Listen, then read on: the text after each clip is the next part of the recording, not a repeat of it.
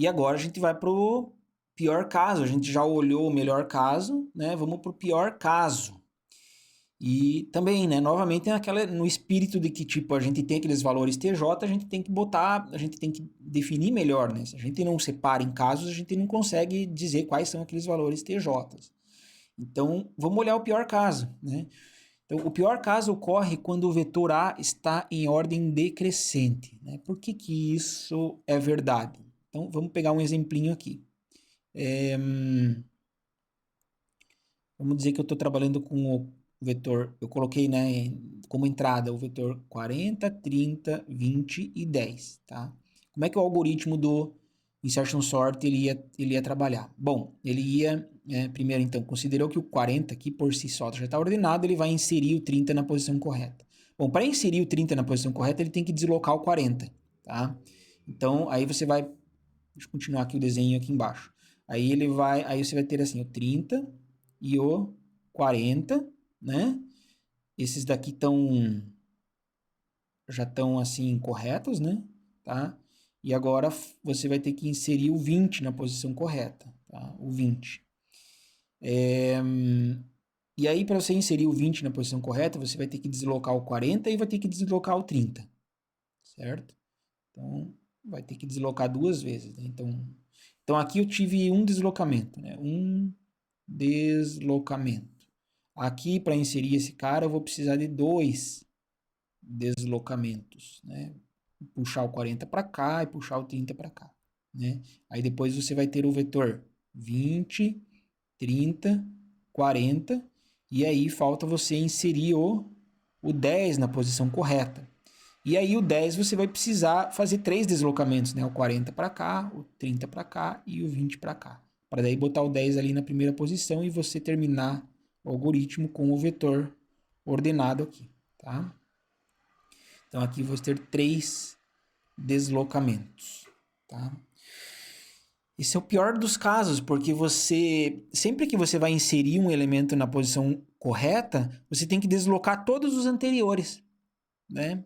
Todos, tá? Então, se você está trabalhando aqui na posição 4 do vetor, né? Você tem que deslocar três vezes. Se você está trabalhando na posição 3 do vetor, você tem que deslocar duas vezes. Se você está trabalhando na posição 2 do vetor, você tem que deslocar uma vez, tá? E aí isso já dá uma indicação aí de quanto que são os valores lá TJ, tá? Então, o TJ vai ser igual a J, tá? Então, olha só, para inserir, como é que a gente chega nesse raciocínio? Para inserir a chave ela está no AJ, né? Para inserir a chave nesse subvetor aqui, que é a parte que está ordenada, temos que compará-las com todos os elementos nesse subvetor, tá? Então, tudo bem que são a j-1 comparações aqui, né? Porque você tem j-1 elementos. Só que você tem uma comparação final para saber que, tipo, beleza, chega, né? Agora eu estou na posição correta. Sempre tem uma comparaçãozinha a mais. Então, por isso que você tem j-1 comparações, mais uma comparação para você saber que parou, então o t de j é igual a j, tá? Então, né? Quando j é igual a 2, você vai precisar duas comparações. Quando j é igual a 3, você vai precisar três comparações. Quando j é igual a 4, você vai precisar quatro comparações, né? E assim por diante, tá? Então, esse é o pior caso. A gente conseguiu definir os valores de TJ para o pior caso, então a gente pode agora pegar aquela conta, que era uma conta genérica, né, que a gente tinha, e especializar essa conta, né? Então, novamente, eu vou voltar lá onde a gente tinha aquela nossa conta genérica, tá? Então, onde é que está a nossa conta genérica? Ela está aqui, tá? Aqui. E aí, agora eu vou poder especializar aqui, né? Então, isso daqui vai se transformar em J, aqui vai se transformar em J, e aqui vai se transformar em J. Certo? Não ficou muito melhor, mas assim, agora a gente consegue, usando aquelas propriedades de somatório e tal, a gente consegue fechar esses somatórios, tá? Então, por exemplo, vamos pegar Vamos pegar esse daqui que já é mais complicadinho um pouco, tá? Só para lembrar daquela aula lá de revisão de somatórios, né? Então, o que eu tenho aqui é o somatório do J, que vai de 2 até N, de J menos 1, tá? Então, usando uma propriedadezinha, eu posso quebrar isso em dois somatórios, tá? Então, de novo, tem várias formas de fazer isso, né? Na verdade, eu vou fazer de outra forma. É, olha só que interessante aqui, né? O que eu estou somando aqui, né? O J começa de 2 e vai até N. Então, quando o J vale 2, né, o primeiro termo aqui vai ser 1, né? Porque vai ser 2 menos 1, tá? Aí depois o J vale 3, o segundo termo vai ser 2. E assim por diante até quando o J vale N, então aqui eu vou ter N menos 1. Então eu estou somando até N menos 1, né?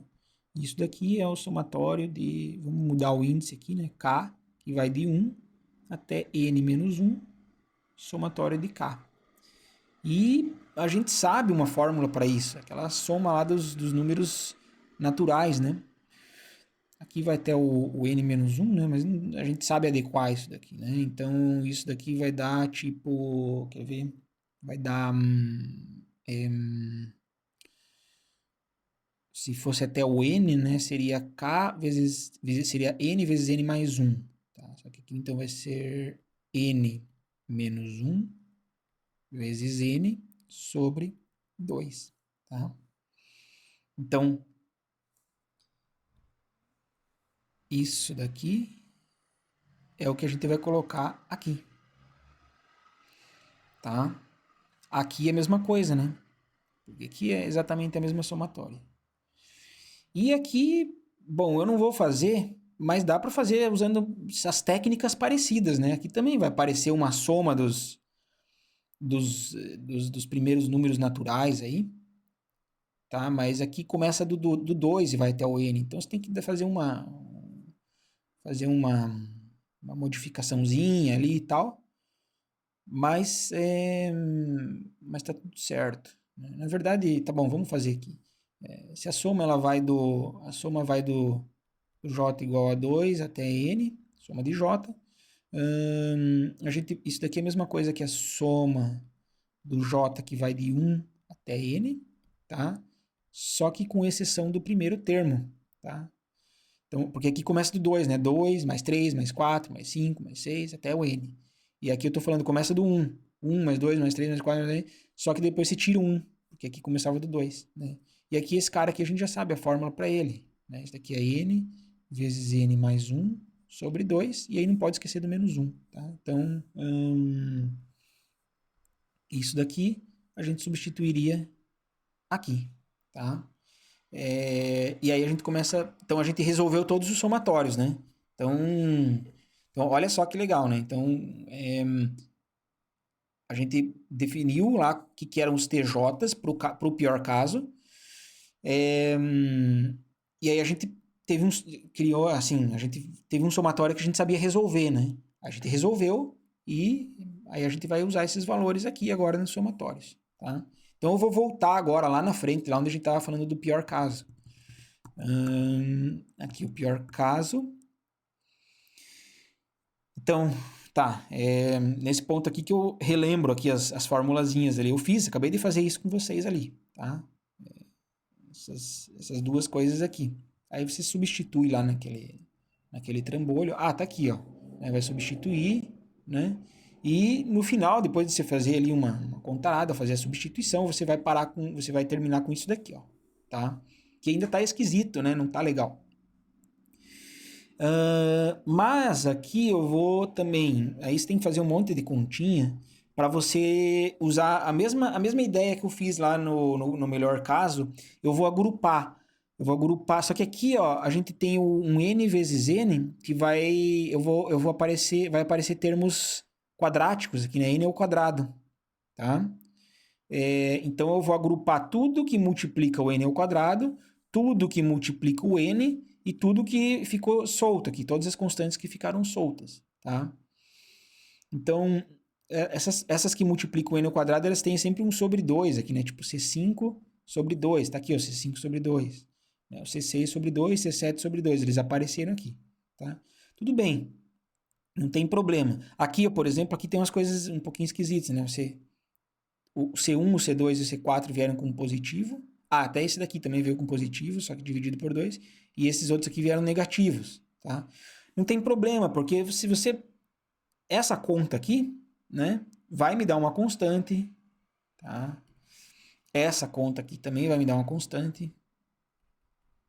E essa conta aqui também vai me dar uma constante, tá? São todos valores constantes. Você pega um valor constante e divide por 2, continua constante. Soma com outra constante, vai continuar constante. De forma que, se eu chamar esse trecho de A, esse trecho de B e esse trecho de C, eu vou ter que o tempo de execução, no pior caso, ele tem o formato de AN ao quadrado mais BN mais C. Tá? Que fica agora num formatinho mais limpo, né? Tá? Então, olha só, o tempo de execução no pior dos casos é da forma AN quadrado mais BN mais C. Tá? E AN quadrado mais BN mais C é uma função quadrática, né? Por conta desse termo aqui, ó, quadrático. E se você lembrar lá das tuas aulas de ensino médio, uma função quadrática ela tem aquele formato, né, de...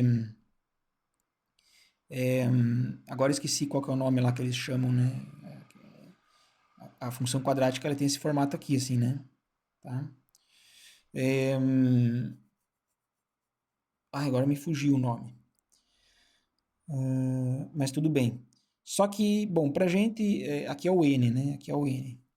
Para análise de algoritmos, não faz sentido você pegar N, valor de N negativo, né? Então, essa parte aqui é como se não tivesse. Né? Então, você tem uma função aqui, assim, né? Esse daqui é o meu T de N, o tempo de execução do algoritmo, tá? Uma função quadrática.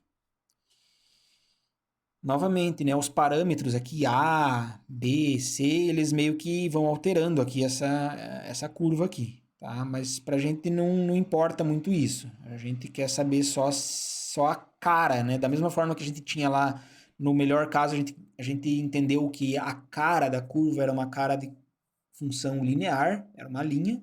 Aqui a nossa cara da curva é uma função quadrática, tá? Então significa que à medida que você aumenta o tamanho da entrada, aumenta o n, o tempo de execução vai aumentar quadraticamente. Quadraticamente é bem mais rápido do que um aumento linear, né? Tá?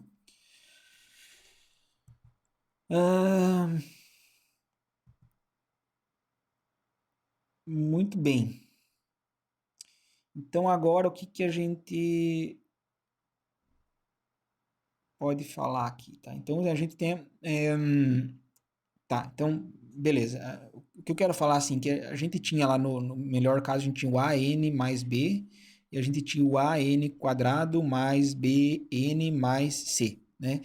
Já está num formato legal, tá? Para descrever o tempo de execução do algoritmo, mas a gente ainda consegue melhorar, deixar um pouco mais enxuto isso daí, né? Como é que faz para deixar essas escritas aqui mais enxutas?